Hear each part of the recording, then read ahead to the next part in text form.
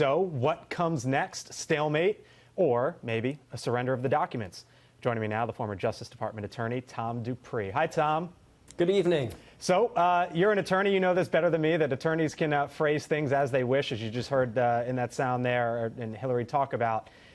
It depends on whatever these banks feel that they are obligated to do. So what are they obligated to do?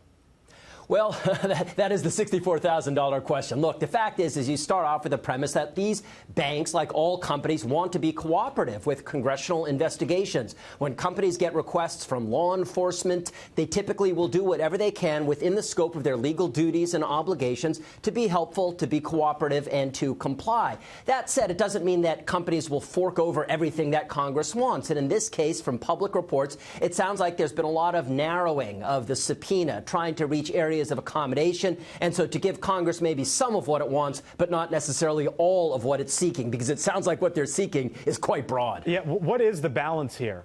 Because if I give my financial documents to a bank, I would think that they are secret. Of course, I am not President Trump and have no clue what are in those documents and what Democrats want, but there's got to be some sort of balance, I would think.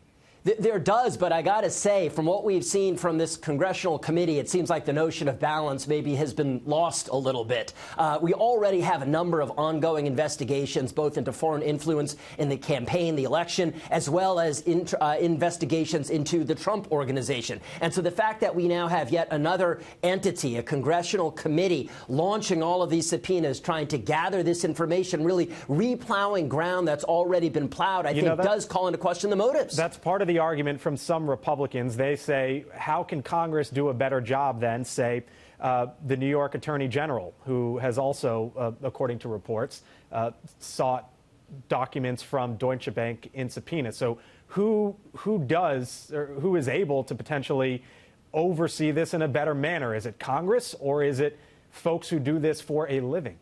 Well, when you put it that way, look, as a general matter, the fact is that prosecutors do this sort of thing for a living. Now, that's not to say that all prosecutors are innocent and lack political motivations, because we sure know that there are politically motivated prosecutors out there. But by and large, when a congressional committee like this one does this sort of investigation under these circumstances, where you have existing investigations, where it's clear from the hearing that we've already seen that there are members who are plainly looking to score political points, it really calls into question what the ultimate goal of this investigation is, whether it is to get to the bottom of issues that other law enforcement entities are already looking at, or if it's to provide a stage to make these sorts of political arguments. Eric Trump today, Tom, called this an unprecedented abuse of power. I guess you could split that into two parts. One, is this unprecedented? And two, in your view, is this an abuse of power? Well, as far as unprecedented goes, look, the fact of life in Washington is when you have the presidency controlled by one party and Congress, or a House of Congress, controlled by the other party, you're going to get an uptick in investigations. What is happening now should not come as a surprise to anyone. I don't think it comes as a surprise to the White House. They obviously don't like it, but I don't think it's a surprise. We've seen that they've staffed up the White House counsel's office precisely to prepare for what is likely to be really an onslaught of investigations over the next 2 years into the president's finances, his personal dealings. Pretty much everything that these committees will say falls within their jurisdiction.